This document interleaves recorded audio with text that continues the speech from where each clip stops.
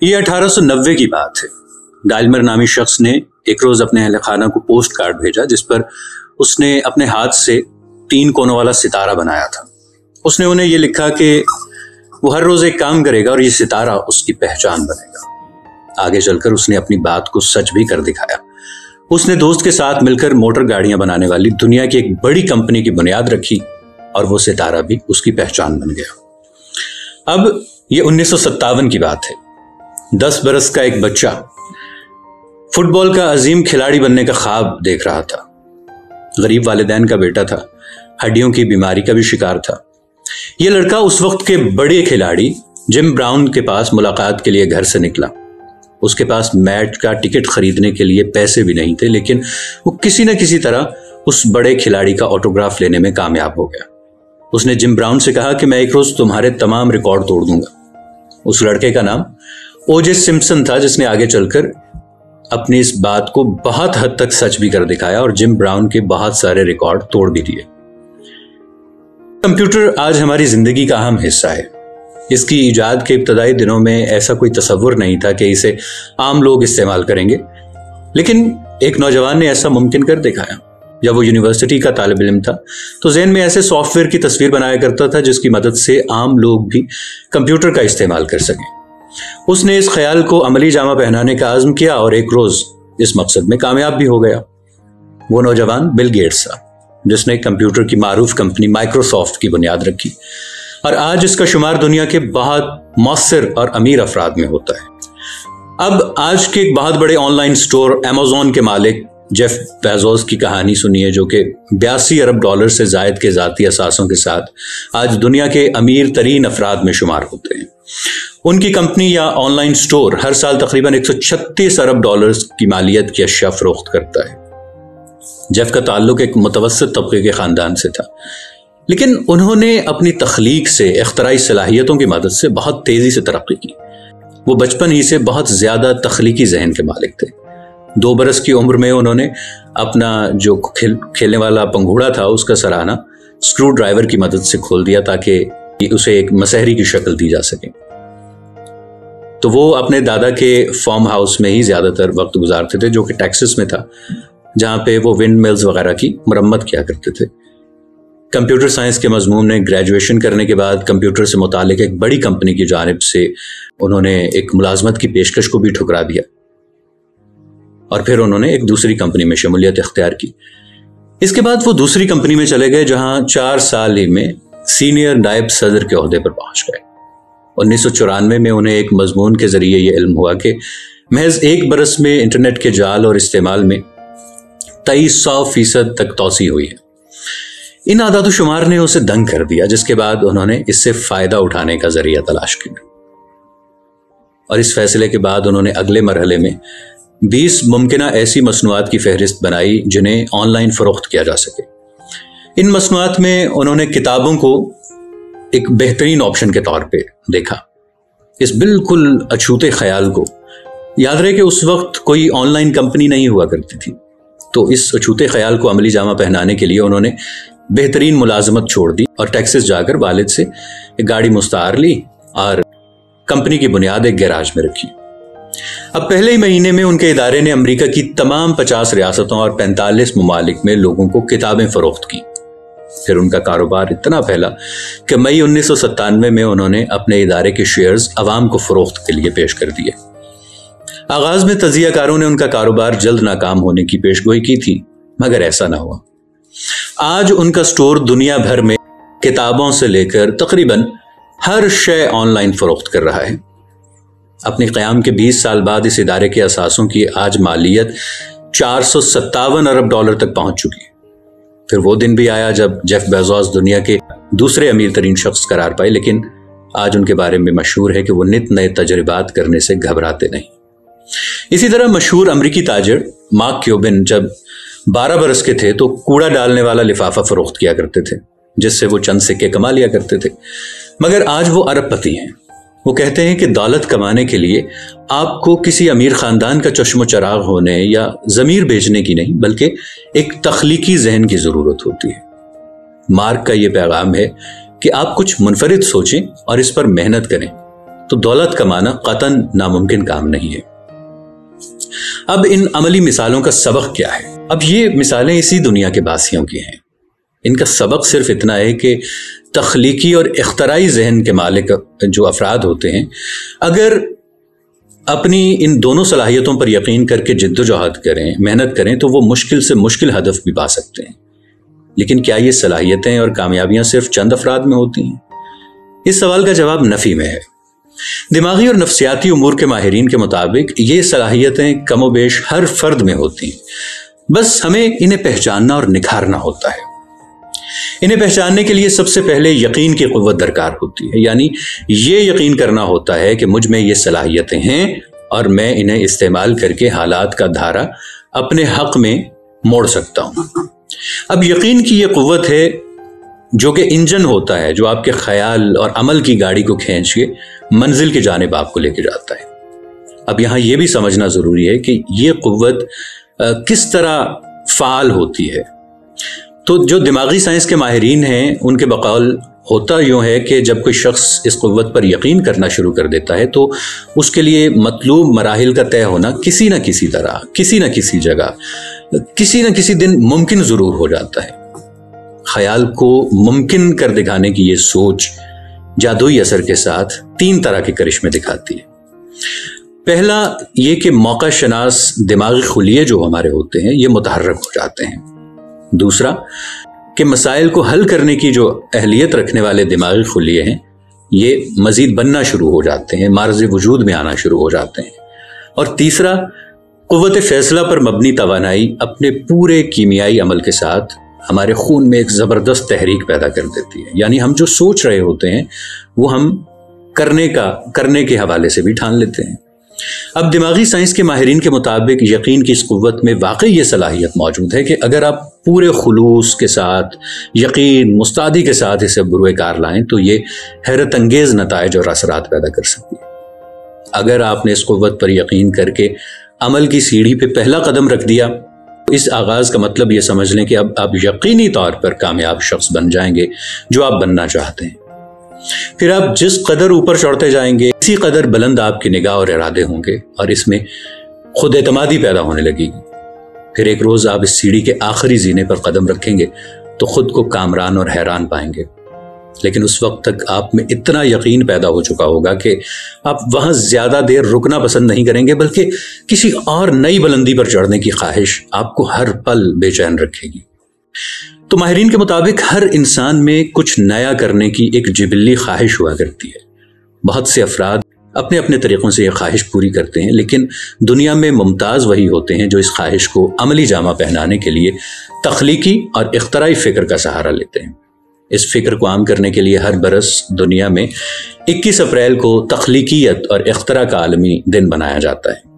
آج بھی آپ اس حیرت انگیز تبدیلی کا آغاز کر سکتے ہیں اور اپنے اندر موجود توقعات اور امیدوں کو حقیقت کا عملی جامہ پہنا سکتے ہیں۔ مائنڈ سائنسز کے ماہرین کے بقول ابتدا میں ہمارا شعوری ذہن اس مثبت، تعمیری اور انقلابی سوچ کے سامنے ایک بند کی صورت میں کھڑا ہوتا ہے۔ یہاں پہ ناقابل تصور کامیابیوں، فتوحات، ان کا سمندر معجزن ہوتا ہے۔ صرف آپ نے یہ کرنا ہوتا ہے کہ اس بند میں تھوڑا سا سوراخ کرنا ہوتا ہے تاکہ اختراعی خیالات کو ایک راستہ مل جائے۔ پھر آپ دیکھیے گا کہ کس طرح نہ رکنے والی ترقی کا سلسلہ شروع ہو گیا ہے۔ تخلیقی اور اختراعی صلاحیتوں سے مراد کسی انسان کی وہ صلاحیتیں ہوتی ہیں جن کی مدد سے وہ نئے نئے خیالات، اشیاء وغیرہ تخلیق کرتا ہے اور ان کی بنیاد پر وہ عملی زندگی میں نئی نئی اختراعات، نئی نئی ایجادات کرتا ہے۔ لیکن بدقسمتی سے ہمارا معاشرہ تخلیقی سوچ کی بالعموم حوصلہ شکنی کرتا ہے اور ہم سوال کرنے سے یا سوال پر اکسانے والوں کو برا شخص تصور کرتے ہیں۔ ایک ماہر نفسیات کے بقول ہمارے ہاں اس بچے یا فرد کو پسند کیا جاتا ہے جو فرما بردار ہو، دوسروں کا ادب کرتا ہو، اپنا کام وقت پہ مکمل کرتا ہو، اس کے ہم اثر اسے پسند کرتے ہوں اور جو دوسروں میں مقبول ہو۔ اس کے مقابلے میں ہم ایسے بچوں کو پسند نہیں کرتے جو بہت زیادہ سوال پوچھتے ہیں، سوچنے اور فیصلہ کرنے میں خود مختار ہوا کرتے ہیں، اپنے خیالات پر ڈٹے رہتے ہیں، کسی کام میں مگن رہتے ہیں اور کسی با اختیار شخص کی بات کو من و عن قبول نہیں کرتے۔ ہم پہلی قسم کے بچے کو اچھا بچہ کہتے ہیں اور دوسری قسم کے بچے کو بدتمیز یا نافرمان بچہ سمجھتے ہیں۔ ہمارے تعلیمی ماحول میں بھی تخلیقی سوچ کی حوصلہ شکنی کی جاتی ہے۔ اگر کوئی طالب علم امتحان میں کسی سوال کے جواب میں اپنے خیالات کا اظہار کرتا ہے، یعنی کتابی نہیں اپنے خیالات کا اظہار کرتا ہے، تو اسے کم نمبر ملتے ہیں۔ ہمارے ذرائع ابلاغ پر ذہنی آزمائش کے پروگرام سوچنے کی صلاحیت کی بجائے یادداشت کی آزمائش کرتے ہیں۔ مذہبی تعلیم میں بھی قرآن کو حفظ کرنے پر زور دیا جاتا ہے، لیکن اسے سمجھ کر روزمرہ زندگی پر اطلاق کرنے کی تربیت نہیں دی جاتی۔ بچوں کو کامیابی حاصل کرنے اور اول آنے کی ترغیب تو دی جاتی ہے، لیکن علم حاصل کرنے یا نئی باتوں کو اہمیت نہیں دی جاتی۔ ہم غلطیاں کرنے اور ان کا اقرار کرنے سے بھی گھبراتے ہیں اور اس حقیقت سے اغماس برتتے ہیں کہ غلطیوں کے بغیر تخلیقی سوچ کا پروان چڑھنا تقریباً ناممکن ہے۔ ہمارے یہاں اگر بعض فنکاروں یا ہنرمندوں اور ان کی تخلیق کو اہمیت دی جاتی ہے تو اس عمل کو نظر انداز کیا جاتا ہے، جس کے نتیجے میں کوئی تصویر، کوئی دھن وغیرہ تخلیق ہوتی ہے۔ یعنی تخلیق کے نتائج کو تو سراہا جاتا ہے، لیکن اس محنت اور اس جدوجہد کو نظر انداز کر دیا جاتا ہے جسے تخلیقی عمل کہا جاتا ہے۔ تو ماہرین کے مطابق تخلیقی سوچ کے 3 اہم عناصر ہوتے ہیں۔ ان میں سب سے پہلے جدت، کوئی مسئلہ حل کرنے کی صلاحیت، اور کوئی قابل قدر مقصد حاصل کرنے کی صلاحیت۔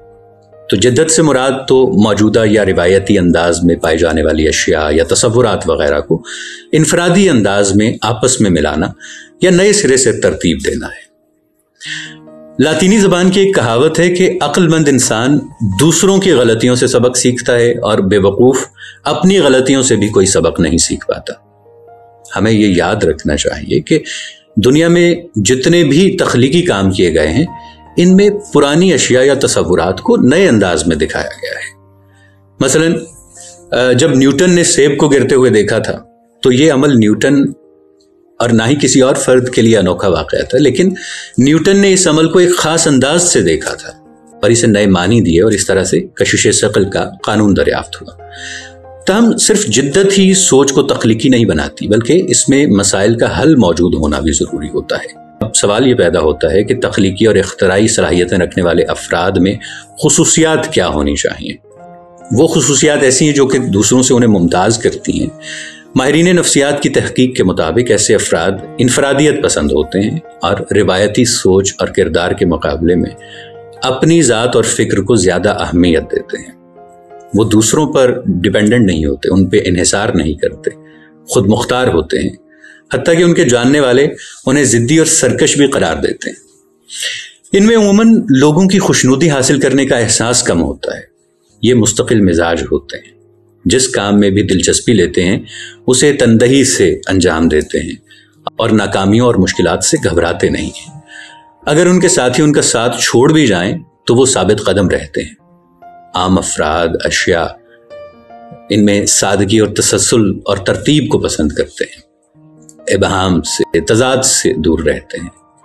ان کے برعکس تخلیقی اور اختراعی فکر کے حامل افراد کی شخصیت میں بہت لچک ہوتی ہے۔ وہ پیچیدہ، الجھی ہوئی، غیر متوازن اور نامکمل اشیاء میں زیادہ دلچسپی لیتے ہیں، نت نئے خیالات کو ٹٹولتے ہیں، انہیں توڑتے مروڑتے ہیں اور پھر مختلف حل تلاش کرنے میں لطف محسوس کرتے ہیں۔ وہ تخلیق شدہ اشیاء میں دلچسپی لینے کی بجائے تخلیقی اور اختراعی عمل میں زیادہ دلچسپی لیتے ہیں۔ وہ اپنے خیالات میں پائی جانے والی شورش، عدم استحکام، پیچیدگی اور افراتفری سے گھبراتے نہیں ہیں۔ ایسے افراد اپنی خوبیوں اور خامیوں سے عام لوگوں کی نسبت زیادہ آگاہ ہوتے ہیں۔ وہ دوسروں کے علاوہ خود کو بھی طنز و مزاح کا نشانہ بنانے سے نہیں ڈرتے۔ ان کا گھریلو ماحول بالعموم مثبت ہوتا ہے۔ گھریلو لڑائی جھگڑے بہت کم ہوتے ہیں۔ والدین بچوں کو آزاد ماحول فراہم کرتے ہیں جس میں بچہ خود اپنے تجربات کے ذریعے ماحول سے آگاہی حاصل کرتا ہے۔ وہ جن اداروں میں تعلیم حاصل کرتے ہیں وہاں ماحول آمرانہ نہیں ہوتا، بلکہ سوالات کرنے کی حوصلہ افزائی کی جاتی ہے۔ استاد کا تعلق بالعموم ان سے دوستانہ ہوتا ہے اور تخلیقی صلاحیتیں پروان چڑھائی جاتی ہیں۔ یہاں ہمیں ایک لمحے کے لیے رک کر اپنے اور بیرونی دنیا کے ماحول کا ضرور جائزہ لینا چاہیے، تاکہ ہم یہ سمجھ سکیں کہ کیا ہمارا معاشرہ اور ہمارے ادارے بالعموم اس قسم کا ماحول فراہم کرتے ہیں۔ ماہرین کے مطابق تخیل جب منفی انداز میں کام کرتا ہے تو ہم صرف پریشان ہوتے ہیں اور کام سے پہلے ہی ناکامی کو تسلیم کر لیتے ہیں، جو ہمارے ہاں عموماً پایا جاتا ہے۔ لیکن جب مثبت انداز میں کام کرنا ہو تو ہم خواب دیکھتے ہیں، بڑے بڑے منصوبے بناتے ہیں، خود سے بڑی بڑی توقعات وابستہ کرتے ہیں اور تخلیق کرنے لگتے ہیں۔ ہمیں یہ بھی یاد رکھنا چاہیے کہ تمام تر انسانی ترقی یہ دراصل تخیل کی ہی کرشمہ سازی کا نتیجہ ہے۔ بلند حوصلہ جو لوگ ہوتے ہیں یہ اپنے ذہن میں پہلے کسی شے کا ایک خاکہ بناتے ہیں، پھر اسے حقیقت بناتے ہیں۔ بے شمار ایجادات اسی طریقے سے ہمارے سامنے آئی ہیں۔ کسی شے یا منصوبے کا مثالی روپ ہمارے ذہن میں جتنا زیادہ واضح ہوگا اسے حاصل کرنا اتنا ہی آسان ہوگا۔ کامیاب انسان اپنے ذہن میں خوبصورت اور حیرت انگیز تصویریں بنانے میں مصروف رہتا ہے۔ وہ چشم تصور سے دیکھتا ہے، وہ اپنا مقصد حاصل کر چکا ہے یا اپنی منزل پر پہنچ چکا ہے۔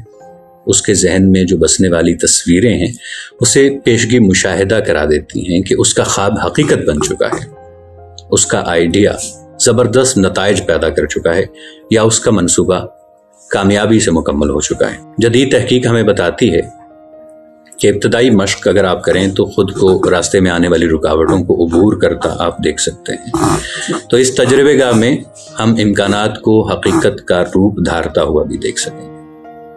آج کے دن ہمیں یہ عہد کرنا چاہیے کہ ہم ان تمام باتوں پہ عمل کریں گے اور اپنے ذہن کو تخلیقی جواہر کے ساتھ منضبط کریں گے۔